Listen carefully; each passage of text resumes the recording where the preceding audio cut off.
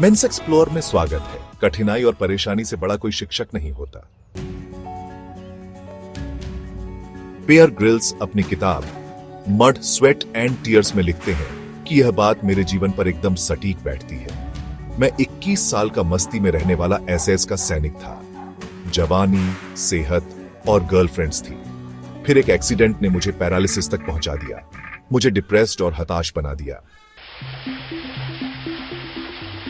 Beer girls कहते हैं, मैंने अपने डर और कमियों का सामना किया, 4 लेसन सीखे जिनकी मदद से मैं न केवल डिप्रेशन से बाहर निकला बल्कि जीवन में मैंने कभी पीछे मुड़कर नहीं देखा। उस दिन पैराशूट नहीं खुला।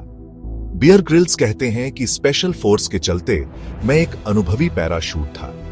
कई बार प्लेन से कूद चुका था, लेकिन उस दिन मैंने महसूस किया कि पैराशूट खोलने के बावजूद नीचे गिरने की स्पीड ज्यादा कम नहीं हुई। मैंने गर्दन उठाकर ऊपर देखा तो मैं घबरा गया। मैंने देखा कि पैराशूट पूरी तरह खुला नहीं है। बियर गर्ल्स कहते हैं कि मैं हड़बड़ाकर पैराशूट के रिप कर्ड खींचने लगा जिससे पैराशूट पूरा खुल जाए, पर इस हड़बड़ाहट के चलते मैं धरती के बहुत पास आ गया। अब मेरे पास रिजर्व पैराशूट खोलने का समय नहीं था। मैं तेजी से बीत केवल नीचे गिरा। नीचे गिरते ही भयानक दर्द हुआ। बियर ग्रिल्स ऑटोबायोग्राफी में लिखते हैं कि 1600 फीट की ऊंचाई से गिरने के बावजूद मैं होश में था। मैं दर्द में पड़े इंतजार कर रहा था कि साथी जंपर्स मुझे बचाने आते ही होंगे। बियर ग्रिल्स कहते हैं, मैं वहीं पड़े रो रहा था क्योंकि मैं अंदर ही अंदर जानता था कि बहुत बड़ा नुकसान हो गया है। बियर ग्रिल्स कहते हैं, अफ्रीका में इलाज शुरू हुआ। फिर मैं जैसे तैसे अपने देश इंग्लैंड पहुंचा। थोड़ा सा भी हिलने में बहुत दर्द होता। मैंने बार बार डॉक्टर से पूछा, क्या मैं दोबारा चल पाऊंगा? पर किसी ने भी मुझे सीधा जवाब नहीं दिया। जब मैंने एक्सरे देखी तो क्लियर दिख रहा था कि 8, T10 और T12 टूट चुके थे। बियर ग्रिल्स कहते हैं, यह कमर के वे हिस्से हैं जो सबसे ज्यादा मजबूत होते हैं। गहरा सदमा और डरावने सपने, चोट सच में बहुत गंभीर थी। हॉस्पिटल में पड़े पड़े मुझे लगता था कि शायद अब मैं कभी नहीं चल पाऊंगा। इस बात का सदमा इतना गहरा था कि मैं रात में 2 या 3 बार जागता। शरीर पसीने से तरबतर होता। मेरी सांस फूल जाती क्योंकि मैं एक ही डरावना सपना हर रात देखता कि मैं ऊंचाई से नीचे गिर रहा हूं और कुछ भी मेरे हाथ में नहीं है। मुझे बार बार बहुत पछतावा होता। जब मन ठीक नहीं होता तब शरीर भी स्वस्थ नहीं होता। बियर ग्रिल्स कहते हैं, मेरे साथ भी यही हुआ। 2 महीने निकल गए, मेरी सेहत में कोई सुधार नहीं हुआ। उल्टा दर्द बिगड़ता जा रहा था और मेरा शरीर अकड़ता जा रहा था। पियर कहते हैं कि जो लोग मुझे आज जानते हैं वह सोचते हैं कि मैंने बड़ी पॉजिटिविटी और हिम्मत के साथ उस समय का सामना किया होगा। पियर ग्रिल्स कहते हैं, लेकिन सच इसके उलट है। मैं 21 साल का नौजवान बहुत डरा हुआ था क्योंकि मुझे पता नहीं था कि मेरे भविष्य का क्या होगा। मुझे लगता था मेरे सारे सपने सब खत्म हो गए हैं। यह निराशा उदासी में बदल गई, उदासी फ्रस्ट्रेशन में और फ्रस्ट्रेशन गुस्से में बदल गया। मुझे हर चीज पर गुस्सा आता। मैं बहुत नेगेटिव और डिप्रेस्ड हो चुका था।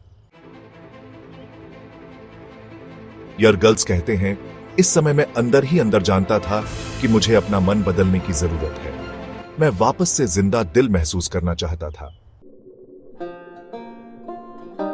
मुझे क्या पता था एक छोटी सी तस्वीर मेरा जीवन बदल देगी। Picture frame. बियर गर्ल्स कहते हैं, एक दिन बिस्तर पर लेटे लेटे मेरी नजर दूर रखी पिक्चर फ्रेम पर पड़ी। तस्वीर थी माउंट एवरेस्ट की। बचपन से मेरा और पिताजी का सपना था माउंट एवरेस्ट चढ़ना। फ्रेम पर छड़ी धूल देखकर मुझे लगा कि मेरे सपनों और जीवन पर धूल चढ़ गई है। फिर मेरे अंदर से आवाज आई, बेबस नहीं हो सकते, कुछ करना होगा। बियर गर्ल्स कहते हैं, जब कोई नहीं देख रहा था तब मैंने हिम्मत की और बैसाखी के सहारे खड़ा होकर ऊंचाई पर टंगी तस्वीर उठाई और उस पर से धूल साफ की। बियर गर्ल्स कहते हैं, उस दिन मैंने सोचा, मुझे इस निराशा से बाहर निकलने के लिए कुछ उम्मीद चाहिए। कैसे मिलेगी ये उम्मीद?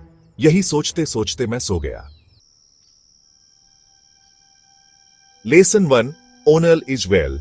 जो आप सोचते सोचते सोते हो, उसका जवाब आपको अंतर्मन की अनंत गहराई से मिलता है। बियर गर्ल्स कहते हैं, अगले दिन अचानक मुझे दादी माँ की बात याद आई। दादी बहुत स्पिरिचुअल और जुझारू महिला थी।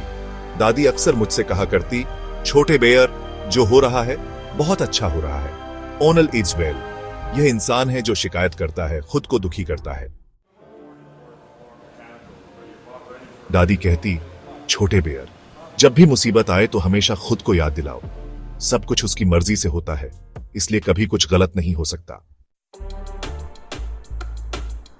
बेयर ग्रिल्स कहते हैं, उस पल मैंने उन शब्दों के सच को महसूस किया। मुझे लगा कि किसी अनजान शक्ति ने मुझे संभाल रखा है। इस जीवन में क्या होगा? क्या मैं चल पाऊंगा? क्या स्पेशल फोर्स में काम कर पाऊंगा? अब मुझे इसकी चिंता करने की कोई जरूरत नहीं।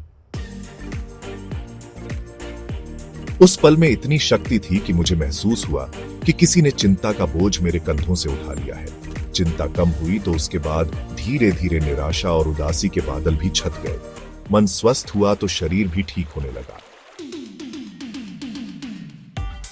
बियर गर्ल्स कहते हैं कि इस घटना के बाद अचानक सुधार होने लगा। एक्सरे में देखा हड्डियों के जुड़ने की स्पीड में काफी तेजी आई है। मैंने उस दिन ओनल इज वेल की ताकत को रियलाइज नहीं होगा। खुद को चिंता करने से पहले बोलूंगा, ओनल इज वेल। बियर गर्ल्स कहते हैं, उस दिन के बाद से आज तक मैं यही करते आ रहा हूं। बियर गर्ल्स कहते हैं, अब मैं सामान्य महसूस करने लगा। एक दिन मैं बैठे बैठे सोच रहा था कि जो हो गया सो हो गया। अब जीवन में कुछ साहसिक काम करना है। मैं कुछ बड़ा करना चाहता हूं। लेसन 2, महान लक्ष्य निराशा से निकलने के लिए कुछ बड़ा करने के लिए तत्पर रहो। मैं यही सोच रहा था कि मेरी नजर सामने एवरेस्ट की तस्वीर पर गई। अनायास ही मैंने उसे उठा लिया। बियर गर्ल्स कहते हैं, मैं तस्वीर को देखकर जोर से बोला, जैसे ही मैं ठीक होऊंगा वैसे ही एवरेस्ट चढ़ूंगा।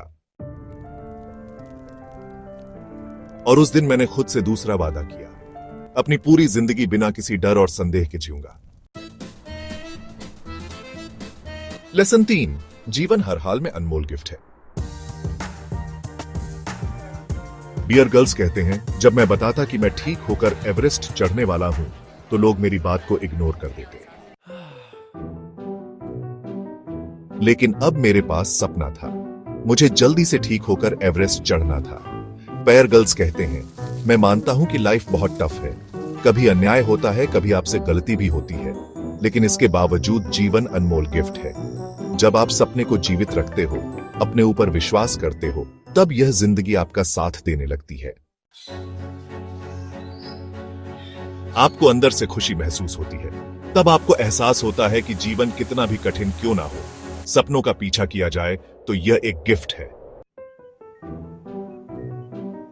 बियर ग्रिल्स कहते हैं, एक्सीडेंट के तीसरे महीने के बाद दर्द कम होना शुरू हो गया। 6 महीने बाद मैं हॉस्पिटल सेंटर छोड़ने के लायक हो गया।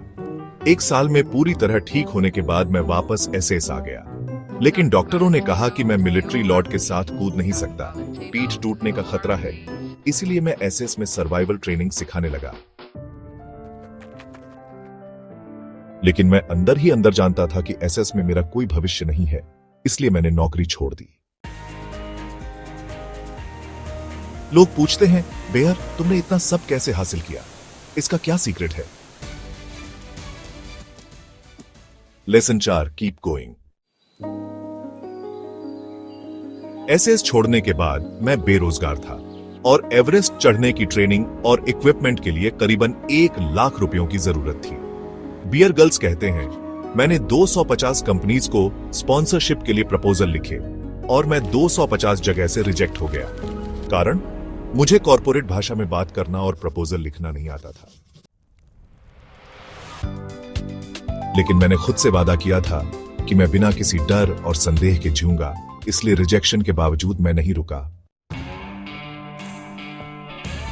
एक बार रिचर्ड ब्रेंस से मिलने गया, लेकिन सेक्रेटरी ने मुझे भगा दिया। फिर मैं किसी तरह एक कंपनी के सीईओ से मिला। मेरे पास केवल 2 मिनट का समय था। सीईओ ने मेरा जुनून देखकर मुझ 21 साल के लड़के पर भरोसा किया और $100 की स्पॉन्सरशिप देने को तैयार हो गए। जब एक बड़ी कंपनी ने मुझे स्पॉन्सर किया तो 5-6 अन्य कंपनीज ने भी मुझे स्पॉन्सर कर दिया। बियर ग्रिल्स एवरेस्ट पर चढ़ने वाले सबसे कम उम्र के ब्रिटिश बने। बगल्स कहते हैं कि एवरेस्ट की यात्रा बहुत कठिन रही।